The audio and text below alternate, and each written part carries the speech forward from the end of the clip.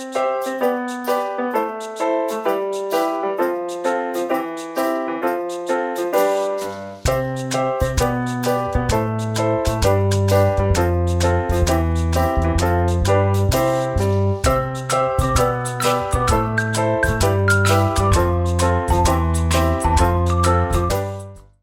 warahmatullahi wabarakatuh.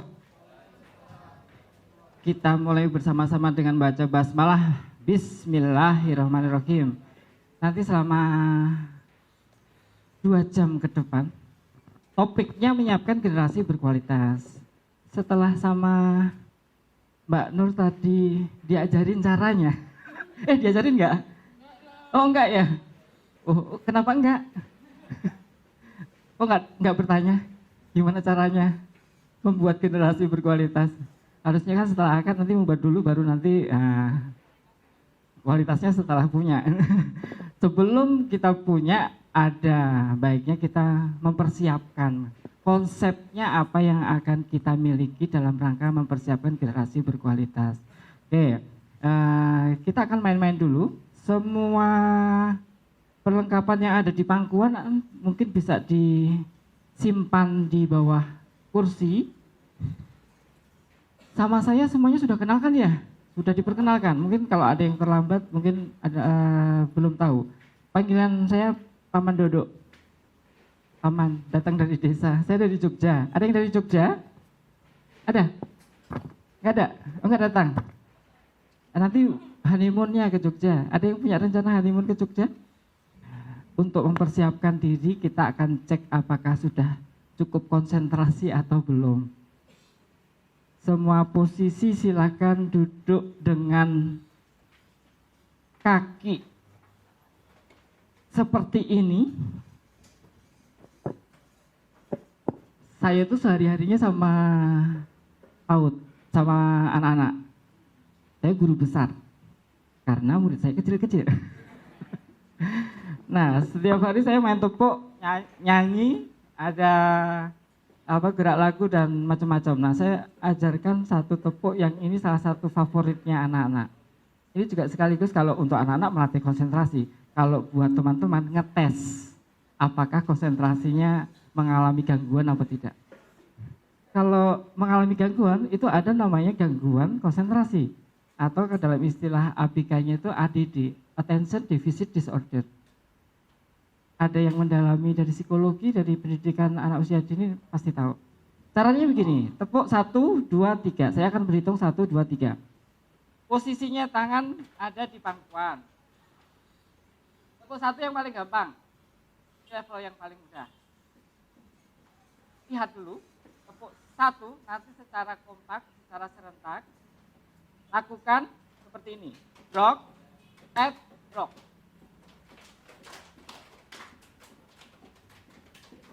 Gak pakai gini-gini. Jadi rock, tap, rock. Oke. Siap ya? Konsentrasi dimulai. Tepuk 1. Iramanya kita seragamkan. Rock, jeda setengah ketuk. Tap, rock.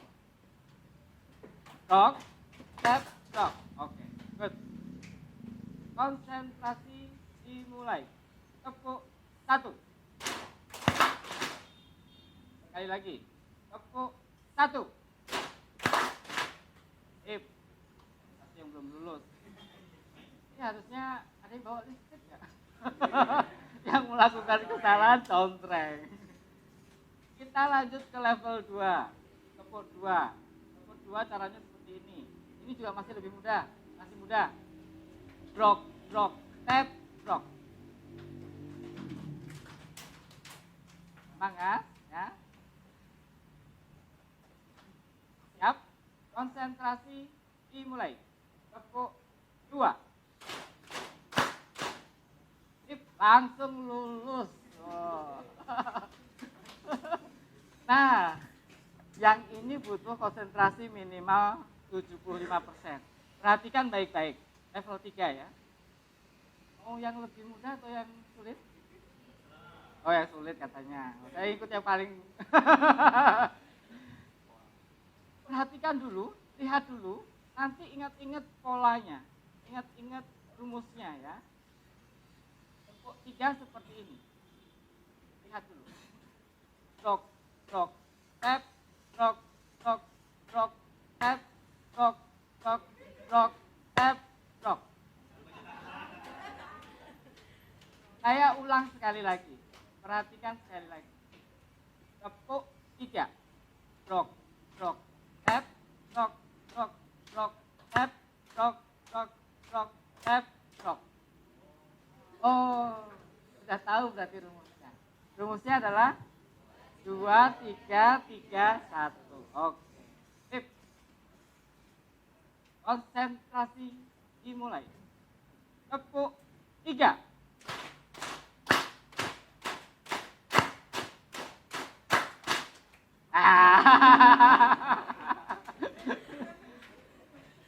Lebih kompak lagi, lebih serempak. Tepuk 3.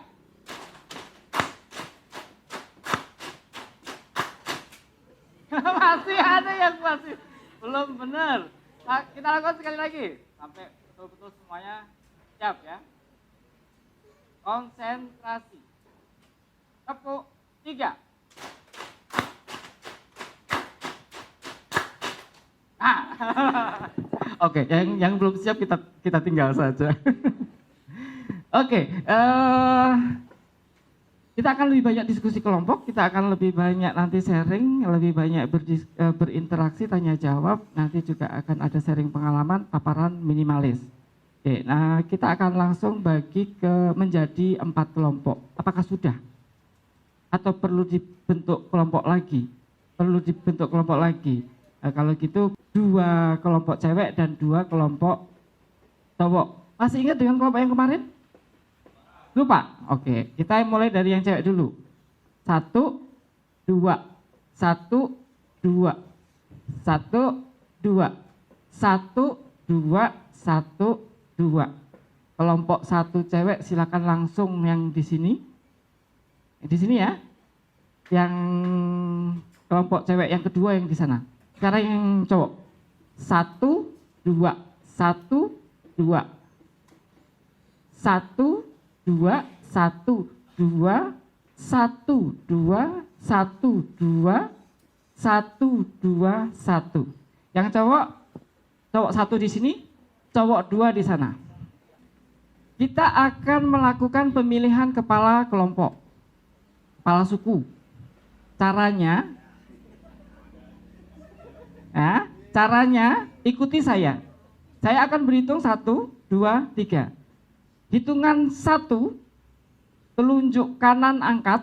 Sekarang kita coba ikuti. Teriakkan wer, wer, wer. Dan tangan digerakkan melingkar lebar. Wer, wer, wer.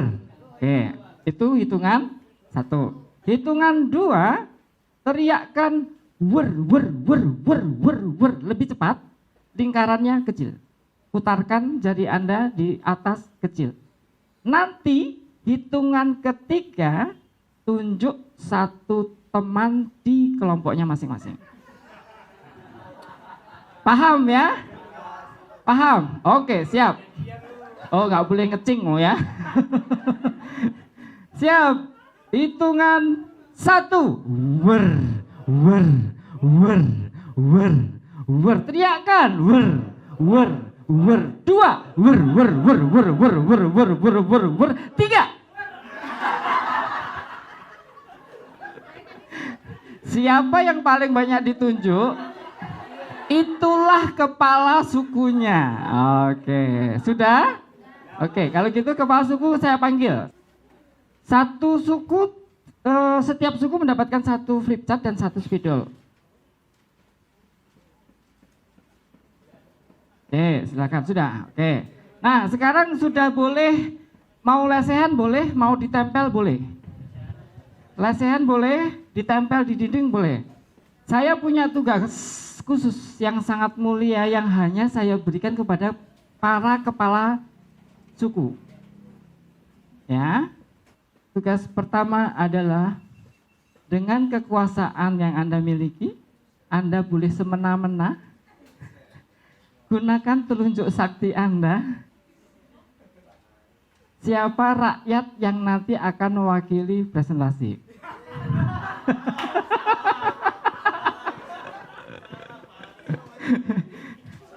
Sekarang, ya. Oke. Abi sudah tunjuk? Ayo tunjuk sekarang. Main tunjuk aja. Yang jadi rakyatnya yang ditunjuk tidak boleh menolak. Anda hanya bisa pasrah mengikuti apa yang menjadi titah kepala suku. Nia sudah? Sudah?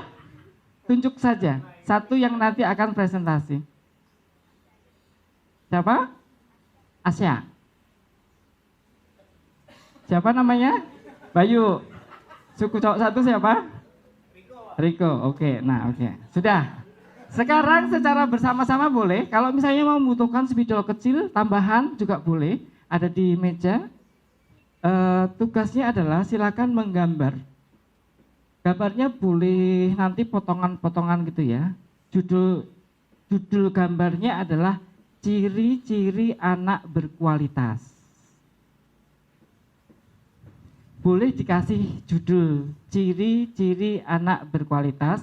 Gambarnya boleh potongan-potongan. Apa saja toh ciri-ciri anak berkualitas itu? Nah, silakan digambar. Kalau misalnya ada satu ciri yang sulit untuk digambar, nanti boleh ditulis saja. Ya. Silakan hal-hal yang memang sulit untuk digambarkan, boleh ditulis saja. Tapi diupayakan digambar dulu, nggak akan dinilai gambarnya bagus apa enggak. Yang penting nanti bisa dijelaskan. Cukup jelas ya? Kepala suku memimpin warganya untuk segera melakukan tugas penting ini. Silakan. Ya, kalau bisa dipenuhin, ya. Usia kita targetnya kan 5 tahun ke depan. Jadi ya balita, usia sampai 5-6 tahun lah. Ya. Ciri-ciri anak berkualitas usia 5-6 tahun. Silakan.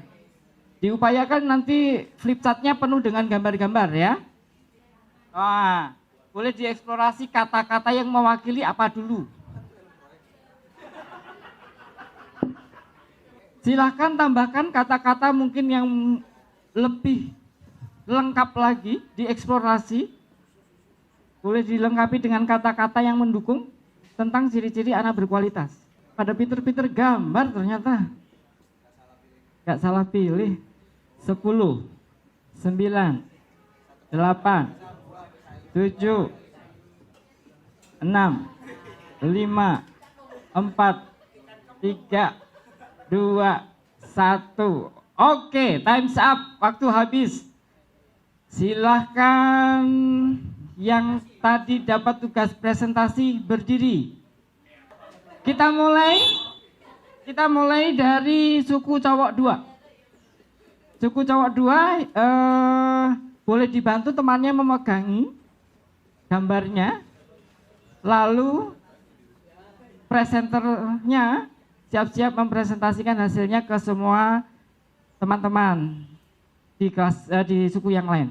Silakan. Oh, kita lihat tuh gambarnya. Siapa? Mas Bayu ya, silakan. Menurut kelompok kami, ciri-ciri anak berkualitas itu orang senyum ini kita melambangkan anak yang baik, anak yang sopan, bisa mengerti atau menangkap maksud dari orang tua. Oke, good, bagus. Selanjutnya anak pintar kita lambangkan dengan seperti rumusnya Einstein, anak yang Itu pintar. gambar anak pintar. Lalu ini anak yang sehat dan kuat. Fisiknya sehat, kuat. Oke, good, bagus. Berikutnya. Terus ini ceritanya lagi dia udah bisa berbicara dan dia udah bisa berhitung lah Pak. Aspek kognitif dan bahasanya. Iya. Ya, oke, good. Tepuk tangan buat suku cowok 2. Cukup, silakan duduk di tempat. Langsung kita pindah ke cewek 2.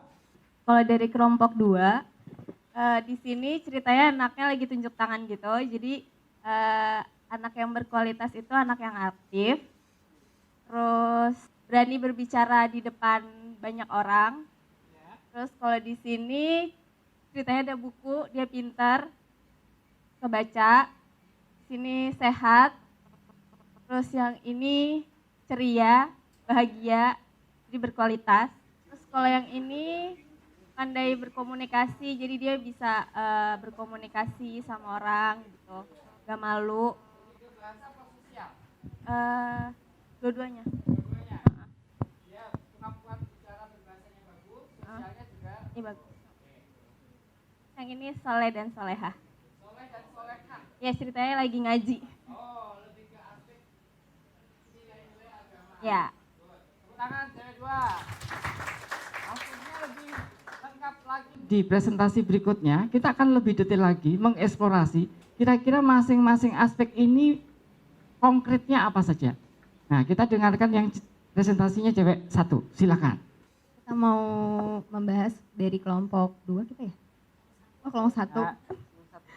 Di sini ada gambar 2 anak cowok, 1 anak cewek, 1 anak cowok. Dia menggambarkan kesenangan, kesenyuman, bahagia, gembira. Ini salah satu beberapa ciri-cirinya itu dia tumbuh sesuai usianya dia, berat badannya ideal. Ideal itu berarti tidak terlalu gemuk, tidak terlalu kurus. Tuh, kelihatan dari indikator aspek fisik, ya. Terus Fisik, dari berarti tadi berat badan, ada lagi nggak? ya mungkin sehat, itu Sehat fisik berarti apa lagi? mungkin dari gigi susunya sudah tumbuh. Good, apalagi kira-kira? Kita eksplorasi boleh ya sambil interaksi ya. Ada lagi nggak kira-kira? Secara fisik sehat itu rambutnya bagaimana? Hitam. Ada nggak ciri-ciri kelihatan dari matanya? Matanya Bersih, ya matanya bersinar. sehat. Oke, boleh. Yang lain berikutnya apa? Terus ada periang dia aktif juga, terus berkomunikasi juga baik. Artinya kita bisa berbicara sama satu sama lain atau bahkan sama orang tuanya. Terus dia sudah mulai menunjukkan dia pengen sekolah. Oke. Terus dia juga dari situ dia bisa bersosialisasi dengan baik. Terus biasanya dia inisiatif. Inisiatifnya bagus. Ya, inisiatifnya bagus. Terus dari situ dia juga sudah mau belajar agama. Oke. Belajar agama secara Dari nilai agama spiritual. dan moral. Terus ada juga ciri-cirinya itu dia senang bermain. Senang bermain? Ya. Senang bermain itu aspek yang mana kira-kira? Mungkin sosial kali ya. Emosional. Ya, senang bermain. Good. Ada lagi? Terus terakhir itu dia aktif mendengarkan juga. Jadi dari dia mendengarkan, dia juga bisa mengikuti gaya-gayanya dari mendengarkan dia juga bisa mengaplikasikan ke dirinya dia bahwa bisa ngikutin caranya seperti apa orang lain gitu. Itu lebih ke kognitif maksudnya.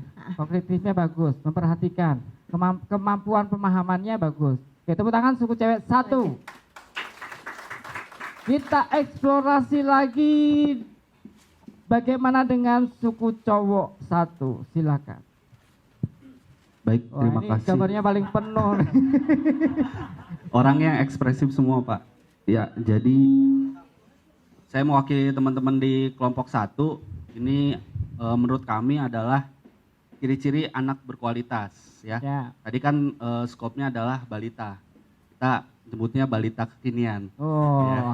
Jadi selain Cukupnya cukup kekinian juga nih kelihatannya. ya, jadi seperti yang Paman Dodo sudah jelaskan di sini aspek-aspeknya, kebetulan kita sudah mencakup semuanya. Oh, iya, Ya. tahu. Pertama dari fisiknya sehat, mereka aktif olahraga. Iya. Di sini ada bola, nanti belum jadi sepedanya. Ya.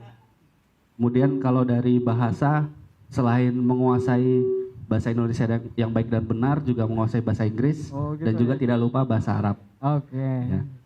Kemudian kalau dari kognitifnya, kita tunjukkan dengan rajin membaca buku dan juga di situ pinter hitung-hitung sempoa. Oh, sempoa gambarnya. Sempoa. Dan juga tidak melupakan teknologi walaupun tidak menjadi adiktif. Itu aspek kognitif juga. Iya. Ada lagi? Dari Yang bawah itu apa? Alat musik ya? ya itu Piano. piano Oh, oke. ceritanya, piano Ada black. satu yang lupa saya ramalkan. Kalau di dalam aspek-aspek tumbuh kembang anak berdasarkan Permendikbud, Peraturan Menteri Pendidikan dan Kebudayaan, itu memang ada 6. 6 itu ini, 5, tambah satu lagi, seni. Ya, keren. Luar biasa. Tapi tadi sudah saya batin sebenarnya. Makanya saya, itu apa itu? Ada lagi yang terlewatkan? Ya sudah, jadi Sudah. selain sehat, fisik, itu cerdas, berakhlak, juga kekinian yang tadi. Oke. Punya teknologinya menguasai. Sip. Ya, Tepuk terima tangan, kasih. Suku Jawa 1. Kita perhatikan sebentar. Ini bukti bahwa sebenarnya sudah saya batin itu ada di sini. Kita lihat. Tuh ada kan seninya di situ. Jadi ini adalah ciri-ciri generasi berkualitas dengan usia kira-kira 5 sampai dengan 6 tahun. Ada aspek fisik, kognitif, sosial, emosional, ini saya jadiin satu. Tapi kalau di Permendikbud itu hal yang terpisah. Makanya di sini 5 ya, harusnya 6. Gitu. Sehat tadi sudah kita bahas, sebagian besar sudah dieksplorasi juga. Berat badannya, tinggi badannya. Kalau standarnya WHO itu nanti juga ada lingkar kepala, lingkar lengan. Ada 4 standar itu yang nanti akan dipantau terus. Nanti, nah ini ngomong-ngomong sudah merencanakan punya anak langsung? Sudah, langsung ya nanti. Nah itu artinya semoga kalau misalnya memang sudah siap dan memang memutuskan untuk punya anak, tahun depan berarti kan anak itu akan hadir dalam keluarga masing-masing. Tuh. Nah, satu hal yang nanti akan terus selalu diikuti, dipantau adalah semua aspeknya ini. Salah satunya adalah dalam pertumbuhan dan perkembangan fisiknya. Kulit dan rambutnya bagaimana, nafsu makannya bagaimana, itu jadi indikator dia sehat. Kalau nafsu makannya bagus, baik, itu berarti dia sehat. Terus kemudian mulutnya gimana, bau enggak, mata bersih bersinar. Dari aspek kognitif tadi juga sudah banyak yang menyebutkan ceria, aktif, semangat. Kemampuannya selalu bertambah tahun demi tahun. Kita perlu lebih peka. Semua Anda baik nanti ayah maupun ibu, jika sudah punya anak, ini sesuatu yang masih langka. Saya saya perlu katakan di sini karena saya punya pengalaman bergaul dengan orang tua dan yang terjadi adalah orang tua kebanyakan itu tidak memiliki standar perkembangan anak, tidak pegang. Padahal itu sangat penting sekali. Dalam rangka apa? Utamanya untuk menstimulasi, untuk memberikan rangsangan yang tepat, dan juga untuk melihat perkembangannya, apakah sesuai enggak anakku, sesuai dengan standar enggak? Standar perkembangan yang normal apa tidak. Nah, salah satu nanti yang perlu lebih peka dilatih adalah kemampuannya bagaimana. Bulan demi bulan itu sudah ada, kita tinggal baca, kita tinggal pelajari. Begitu anaknya sudah ada, itu akan lebih mudah untuk dilihat. Ya. Terus anaknya eksploratif apa tidak? Tadi bahasanya adalah inisiatifnya tinggi, rasa ingin tahunya tinggi. Kreatif apa enggak? Nah, nanti juga seiring dengan perkembangan usia, kita sebagai orang tua perlu melatih kedisiplinan, kemandirian, tanggung jawab sampai ke level-level sebelumnya. Tetapi disiplin, kemandirian, tanggung jawab tetap dimulai dari sejak dini. Gitu ya. Hal yang juga terjadi sekarang adalah baik latar belakang pendidikan sosial ekonomi bawah maupun atas itu banyak sekali kasus anak kedisiplinannya, kemandiriannya, tanggung jawabnya rendah. Karena salah satu faktornya bukan salah mereka, bukan salah anak. Salah siapa? Salah orang tua. Salah. Pola asuh yang diterapkan yang tidak tepat. Tegelnya, tegel itu tega. Itu orang tua zaman sekarang berbeda dengan orang tua zaman dulu. untuk membuat anak kerja keras, untuk membuat anak disiplin, untuk membuat anak mandiri. Itu sekarang yang lebih banyak meningkat itu adalah memanjakannya. Nah, itu loh. Sebagian dari Anda mungkin nanti akan diingatkan oleh orang tua kalau anak jangan manja-manjain gitu.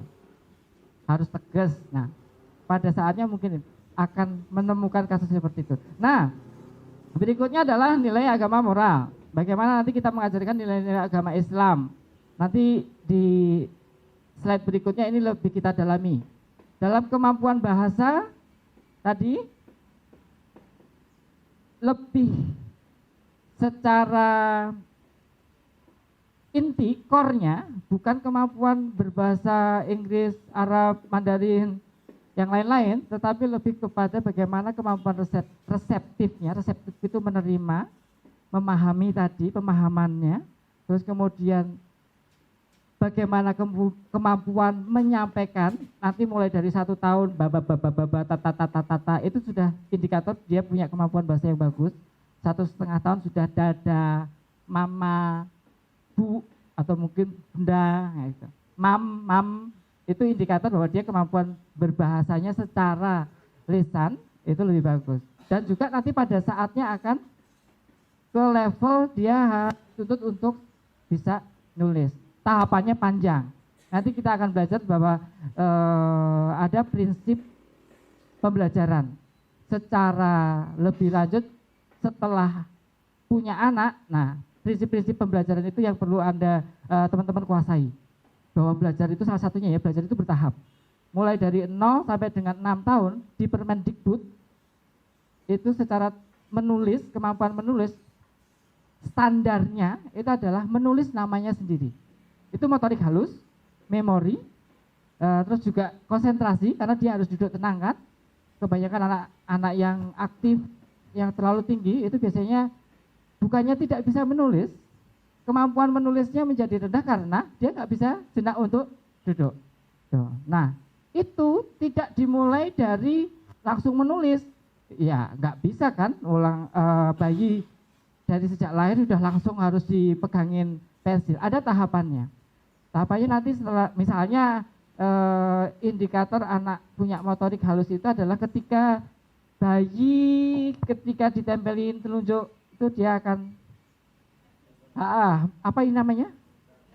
Menggenggam, merespon menggenggam apa tidak. Nanti mungkin usia 1 tahun megang gelas, megang sendok, itu motorik halus. Nanti nyobek, meremas-remas, nempel-nempel, gunting-gunting kalau sudah sekolah di kelompok bermain, nanti akan dilatih pra menulisnya dulu sampai ke menulis. Itu tahapannya nanti akan panjang. Gitu. Nih ya, sampai di sini itu satu hal yang nanti perlu kita ingat adalah memantau tumbuh kembangnya secara komprehensif itu sangat penting. Harus kerjasama antar ayah dan ibu. Nah, mari kita secara spesifik memperdalam kenapa kok ini perlu dibahas lebih dalam, karena ini adalah sebenarnya core-nya. Pendidikan sampai level manapun itu meliputi 3 hal. Pengetahuan, keterampilan, sikap. Nah, ini bagian dari pengetahuan, keterampilan atau sikap. Utamanya lebih ke sikap. Nanti perlu secara sistematis, secara sengaja, secara terprogram, teman-teman kalau sudah punya anak pada saatnya usia 3 tahun, 4 tahun, 5 tahun, bagaimana caranya secara teknis nanti ngajarin rukun Islam. Secara teknis ngajarin rukun iman. Flashback, ingat nggak yang kita alami? Orang tua melakukan itu tidak kira-kira? Sebagian melakukan, sebagian tidak. Sebagian mungkin menyerahkan ke sekolah atau guru. Gitu. Itu kalau ini jelas tanggung jawab utama ada di kita, orang tua. Nah, bagaimana dengan nanti yang terkait dengan Islam rahmatan lil alamin. Tawasud, sikap moderat. Terus kemudian at-tawazun itu lebih ke keseimbangan antar semua aspek kehidupan. Itu perlu kita ajarkan sejak dini. Seperti juga ketika kita mengajarkan dia untuk memperhatikan kesehatannya, memperhatikan secara kognitif bagaimana, itu pun sebenarnya sudah merupakan keseimbangan dari aspek-aspek. Nah, bla bla bla bla bla bla bla, secara teknis nanti Anda perlu, teman-teman perlu dalami. Ini target sampai dengan 5-6 tahun. Perlu terencana, perlu dengan sengaja. Tuh. Konkretnya perilaku apa yang harus orang tua lakukan. Nanti kita akan diskusikan peran tanggung jawab orang tua di segmen berikutnya. Nah, kenapa ini penting? Kenapa kok ada sesi menyiapkan generasi berkualitas di bimbingan perkawinan? Salah satunya karena ini. Pernah dengar istilah Golden Age? Apa itu? Usia emas, masa emas. Nah, ini ada satu teori tentang perkembangan kapasitas otak manusia.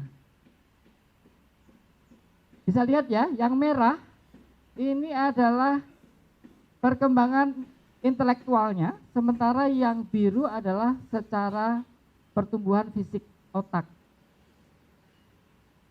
Yang bawah ini menunjukkan usia, yang atas menunjukkan perkembangannya berapa persen. Nah, kita lihat. Sampai dengan 4 tahun. Anak 4 tahun, nah target kita nanti di Binwin ini lebih ke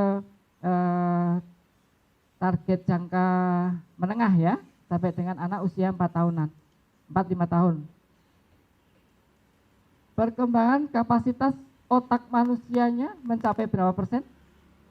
50% terdiri ternyata. Selama hidup manusia, perkembangan sarafnya di usia 4 tahun ternyata sudah sampai 50% sendiri.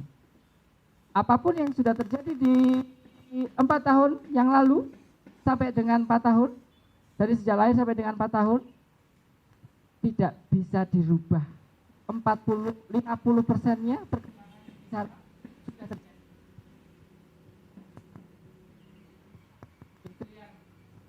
Jangan sampai nanti nyesel.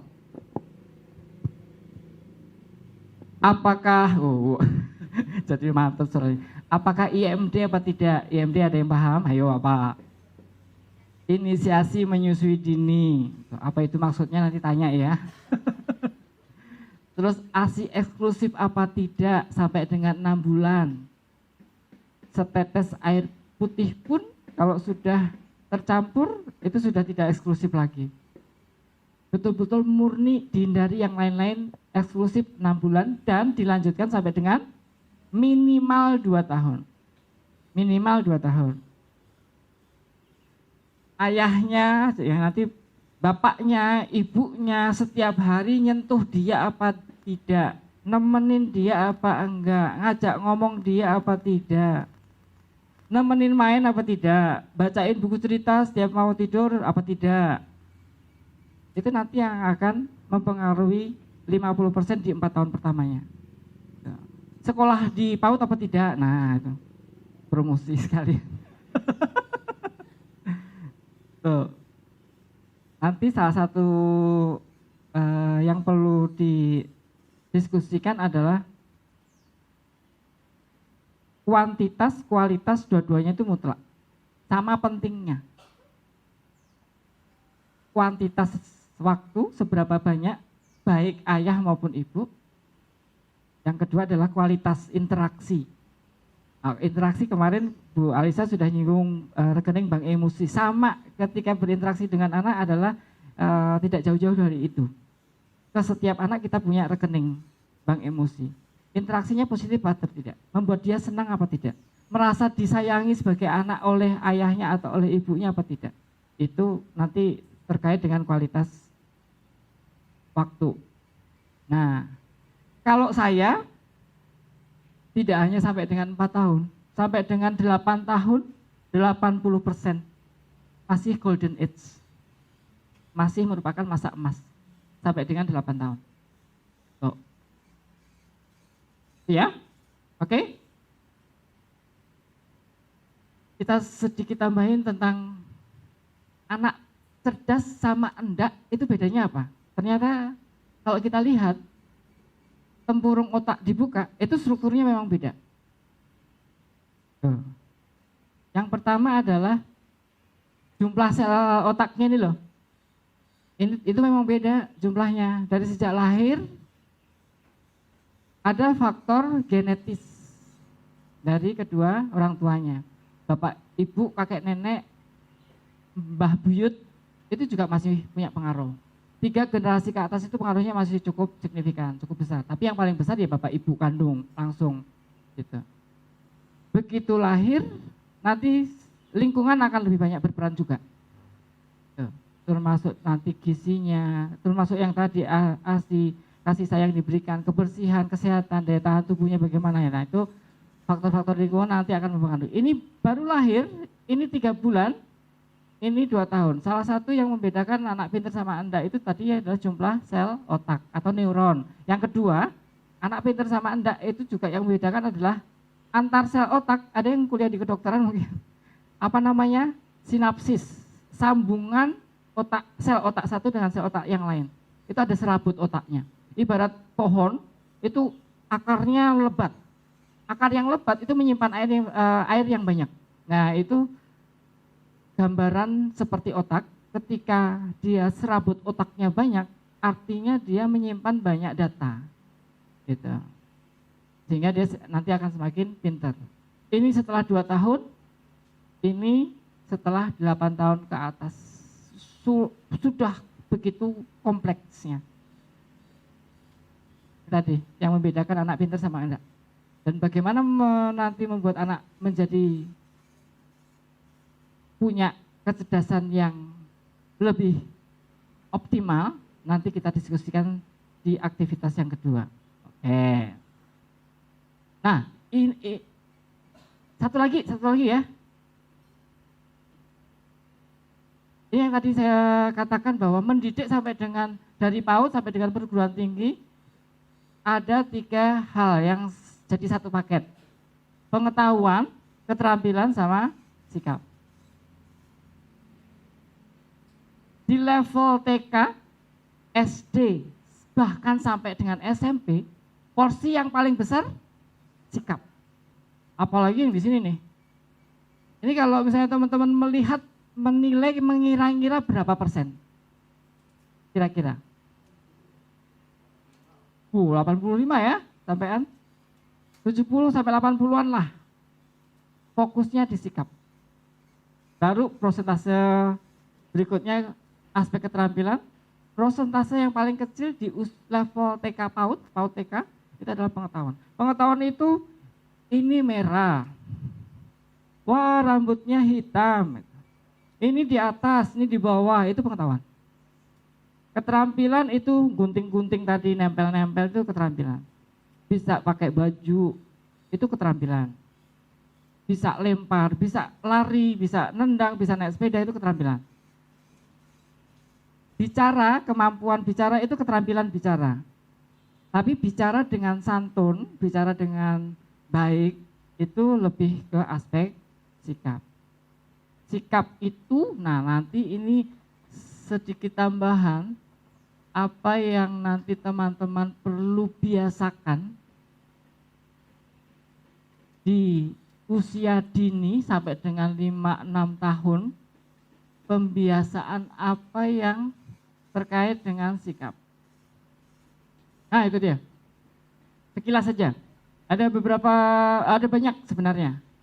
Senyum, kebiasaan sapa, senyum, salam, berkata jujur. Nah ini di aspek-aspek sikap yang nanti perlu kita lebih kuatkan. Porsinya tadi berapa? 70-80% energi waktu kita, perhatian kita fokusnya ke situ. Karena ingat tadi sampai dengan 8 tahun berapa persen perkembangan otak?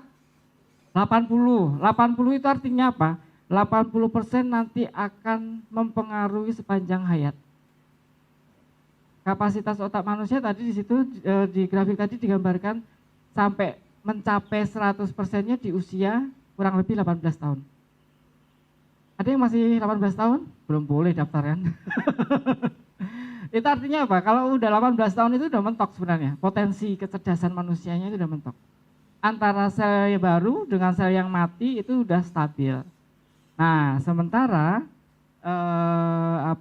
bahkan nanti pada saat usia tertentu akan mengalami regenerasi. Kecerdasan sampai dengan usia 18 tahun, yang mentok itu potensinya. Tapi belajar, berusaha, belajar itu sepanjang hayat. Kalau setelah 18 tahun, fungsinya belajar itu adalah mengeluarkan potensi-potensi yang sebenarnya sudah kita punya.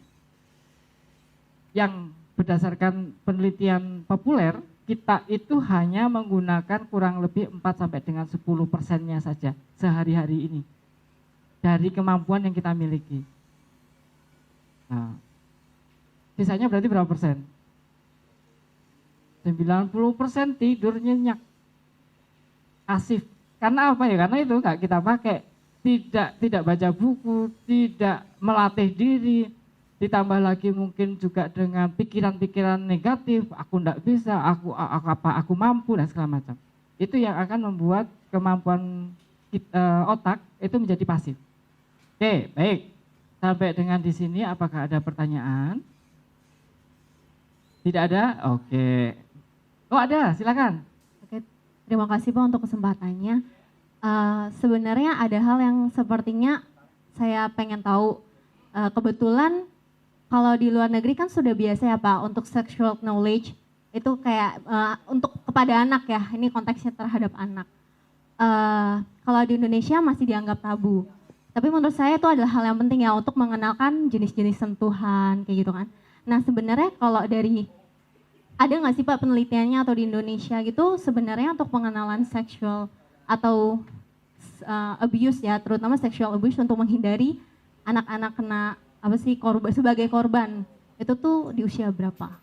Banyak pakar menyampaikan bahwa pendidikan seks itu perlu dilakukan sedini mungkin.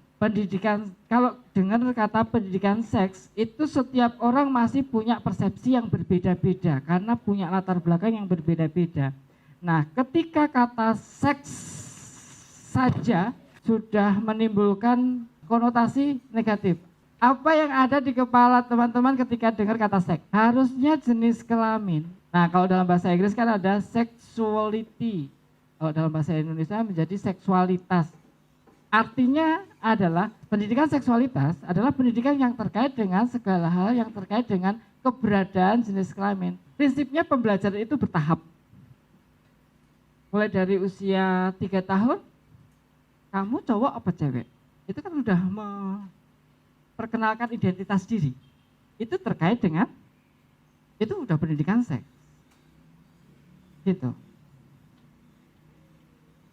Nanti terkait dengan nilai ini agama dan moral ya, dan termasuk sosial, terkait dengan kesehatan, terkait dengan psikologis,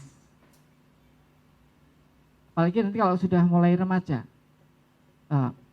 atau menjelang mimpi basah atau menjelang menstruasi, biasanya pengaruh psikologis sudah mulai perlu dibicarakan dengan anak-anak. Ada hal-hal yang nanti terkait dengan perilaku seksual. Targetnya nanti 5 tahun saja. 5 tahun apa saja yang perlu diajarkan dalam rangka sex education. Identitas seksualnya, terus kemudian lebih ke kesehatannya, lebih ke nilai-nilai moral agamanya. Termasuk nanti juga sudah sangat bagus ketika dibiasakan tidak memperlihatkan bagian. Nah, itu dari kecil bagus banget. Kita akan kembali dulu di tempat duduknya masing-masing. Langsung segera formatnya dibikin seperti tadi ya. Ada 2 baris yang membentuk format U. Yang lebih rapi. Ini dikerjakan sendiri-sendiri dulu, tidak didiskusikan dengan pasangan. Ini personal dulu sifatnya. Sudah? Yang sudah, space-nya di bawahnya masih ada tempat yang kosong. Boleh digaris, dikasih batas. Pertanyaan kedua masih berhubungan dengan pertanyaan yang pertama.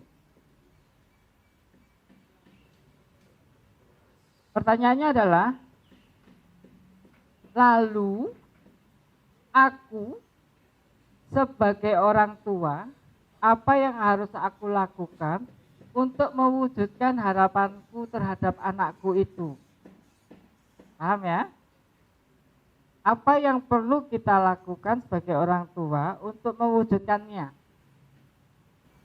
Mari kita sharingkan. Yang pertanyaan pertama boleh dijawab. Lia besok pengen anaknya seperti apa? Sehat, Sehat, soleh, soleha. soleh atau soleha? Aja ya. Ya. Ada lagi? Terus cerdas, Cerdas, berbakti pada orang tua. berbakti pada orang tua. Ada yang belum tertulis di sini enggak? Atau mungkin sama? Ada Ada. ramah, Ramah belum.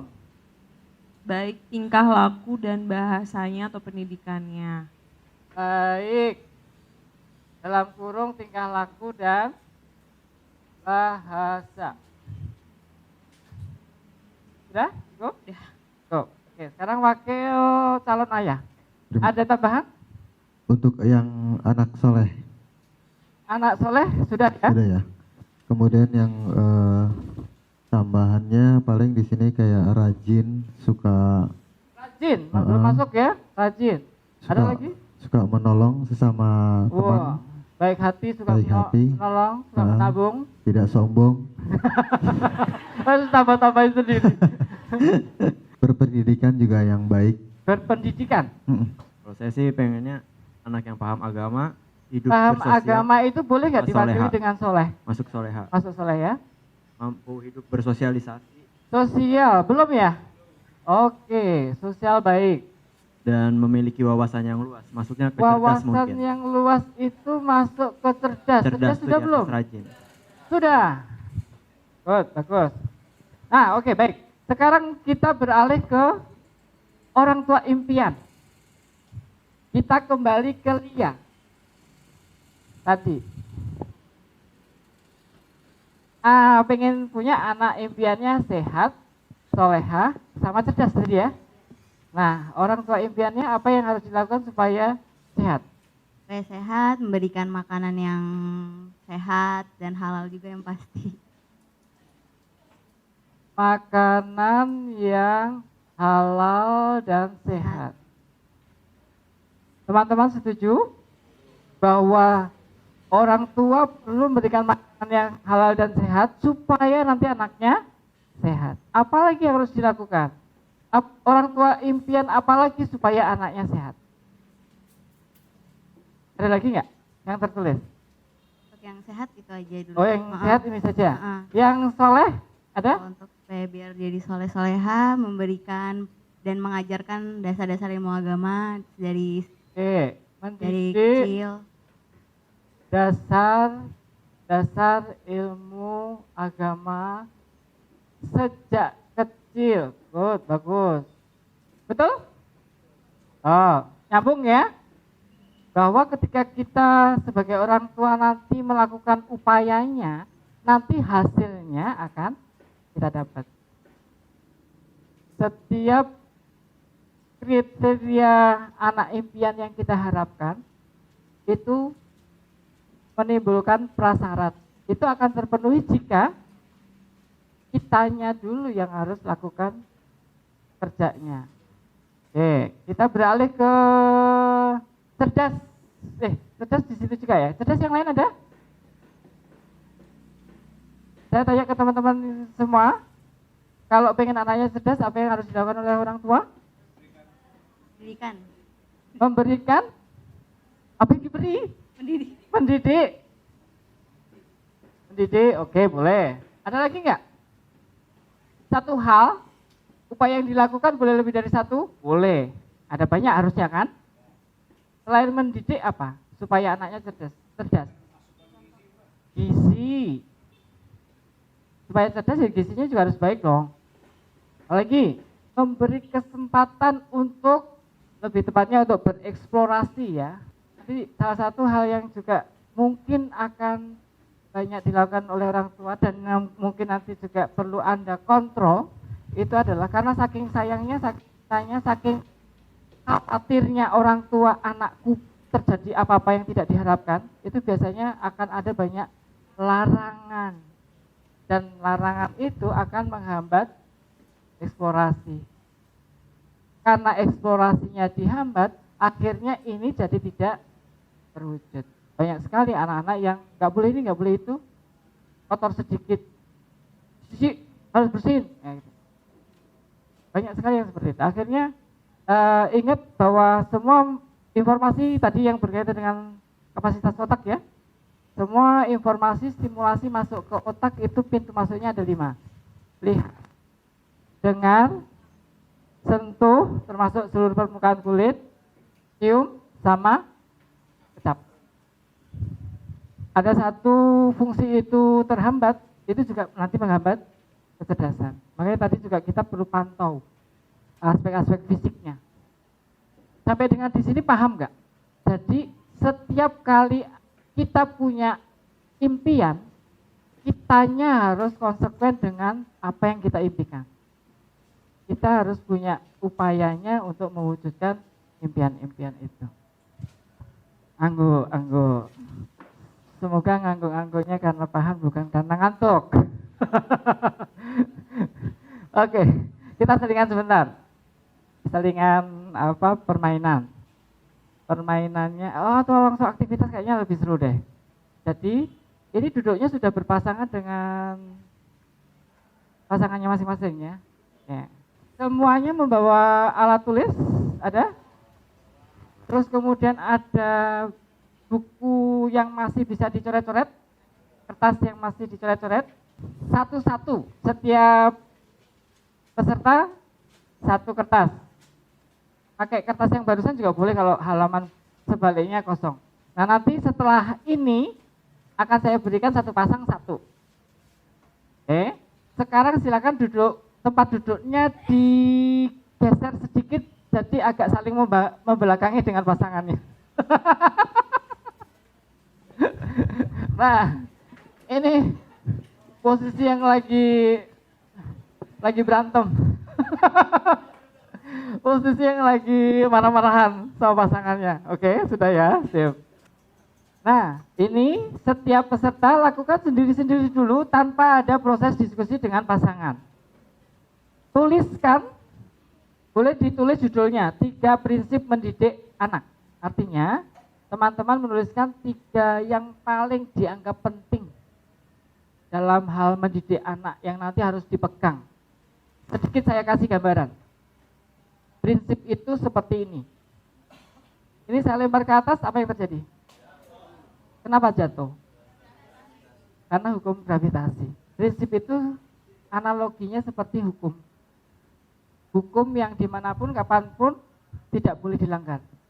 Kalau misalnya ada yang melanggar, terjun tuh ke lantai, dari lantai 2, apa yang terjadi? Ya bisa wassalam, bisa koid ya. Minimal nanti ada luka berat. Nah, prinsip itu ada yang bersifat prinsip hidup secara umum. Contohnya apa? Prinsip hidup yang harus kita pegang. Prinsip itu tadi seperti hukum alam. Kalau dilanggar nanti akan membawa dampak buruk. Nah, kalau dalam mendidik anak, prinsip ini dilanggar, nanti akan ada dampak buruknya.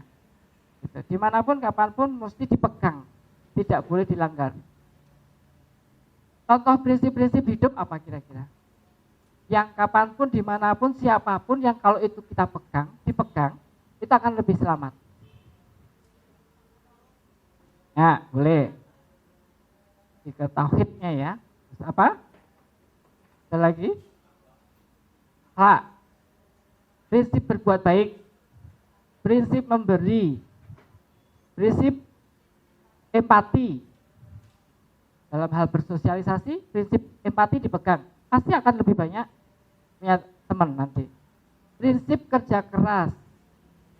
Prinsip menanam menuai. Prinsip tanggung jawab itu prinsip. Prinsip hemat itu prinsip dalam hal finance. Siapa yang lebih berhemat, ya dia nanti akan lebih punya tabungan yang banyak. Prinsip kerja keras itu prinsip. Siapa yang akan lebih kerja keras, hasil yang akan didapat ya akan lebih banyak. Prinsip saling menghormati itu prinsip. Nah, sekarang fokus ke prinsip yang harus dipegang, ya, yang harus dipegang dalam mendidik anak. Tuliskan 3 yang paling penting menurut teman-teman. Spontan, apa yang terlintas tulis saja, jangan takut salah. Sudah 3? Ketemu? Oke, baik. Sekarang yang kedua, masih lagi. Tuliskan 3 lagi, tapi yang ini yang tidak boleh dilakukan. Paham ya? Dalam mendidik anak apa yang paling tidak boleh dilakukan. Konteksnya dalam hal pendidikan anak, 3 hal ini yang menurut teman-teman paling tidak boleh dilakukan oleh orang tua, oleh teman-teman. Apa saja yang terlintas? Gak boleh ngomel-ngomel? Boleh. Gak boleh mukul? Boleh.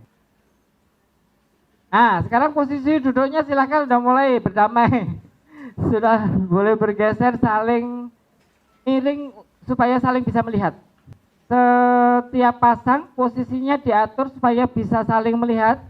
Boleh juga digeser kursinya. Sudah? Masing-masing masih tetap dipegang ya? Dipegang? Ini masih marah-marahan nih ceritanya. Ayo digeser. Nah, ini contohnya. Ini contoh yang baik tadi. Nih, good. Contoh yang baik seperti ini nih. Kita akan lakukan proses, karena sempit ya. Kita akan lakukan proses membuat kesepakatan. Nah, yang dilakukan pertama kali adalah sekarang calon ibunya dulu nih yang membacakan jawabannya. Bilang kepada calon pasangan Anda. Panggilnya apa? Beb. Ya. Sayangku, cintaku padamu. Ada 3 prinsip dalam mendidik anak yang nanti harus kita pegang ya, gitu. Silakan dibacakan. Jadi diupayakan disampaikan secara lisan ya. Ini latihan untuk membuat kesepakatan, bukan terus kemudian wacanan dewe baca sendiri dan gitu.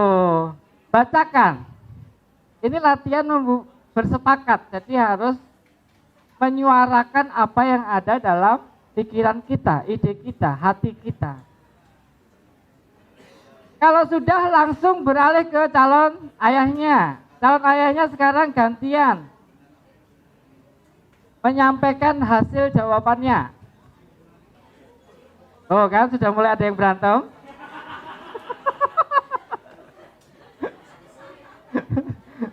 Kertas tadi ini ya sudah mendapatkan setiap pasangan 1, sudah ya.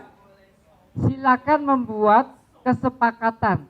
Saya tanya dulu, antara yang cewek sama yang cowok, antara yang putri sama putra, ada nggak pasangan yang plek 3-3-nya sama? Gak ada. Contohnya misalnya Abi apa? 3 yang harus dipegang. Taat sama orang tua, sama Tuhan, sopan, gigih. Oke. Kalau Wito, prinsip yang harus dipegang apa? Tanggung jawab, selalu berbuat baik, mandiri. Nah, 3-3-nya beda semua itu. Tuh. Nah, yang lain juga apakah demikian? Ada yang sama, ada yang beda. Sama persis tiga-tiganya, mungkin urutannya yang berbeda. Urutan menunjukkan prioritas terpenting yang nomor 1. Ya. Nah, sekarang yang bagian prinsip yang harus dipegang silakan disepakati. Sekarang bukannya prinsipku, prinsipmu, tapi prinsip kita. Ya. Salah satu, silakan menulis hasilnya di sini. Kasih judul. Judulnya adalah Kami Kompak. Kasih judul di atas, judulnya adalah Kami Kompak. Nanti begitu sudah selesai, silakan berdiri, tos dengan pasangannya, teriakkan Kami Kompak. Nah, paham ya? Nanti saya akan lihat siapa yang sudah berdiri, siapa yang sudah tos dan sudah teriak Kami Kompak, berarti sudah bersepakat. Yang disepakati juga 2 ya, apa yang menjadi prinsip dan apa yang menjadi 2 hal. Maksudnya, hal yang pertama adalah 3 prinsip utama. Yang hal kedua adalah 3 pantangan yang tidak boleh dilakukan dalam mendidik anak. Silakan bersepakat. Sekarang boleh didiskusikan, harus berdiskusi malahan. Tuh, gaya membuat kesepakatannya masing-masing udah beda-beda nih.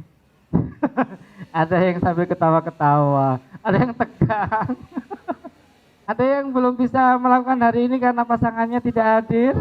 Kasihan. Kemana pasangannya? Hari ini berhalangan hadir. Nanti siang topiknya akan lebih menarik lagi ya, bersama Bu Alisa lagi nanti insya Allah. Sebentar, begitu ada yang berdiri dan ada yang bilang kompak, semua serentak langsung wus, kasih energi positif. Wus. Wus. Oke, ini sedikit tambahan contoh prinsip yang perlu nanti kita pegang sebagai orang tua dalam konteks mendidik anak. Tadi yang pertama kali dikatakan sama Dias, ya kan? Betul. Boleh. Yang disepakati prinsip yang pertama apa? Ya, yang berdua hasilnya yang tadi sudah kompak.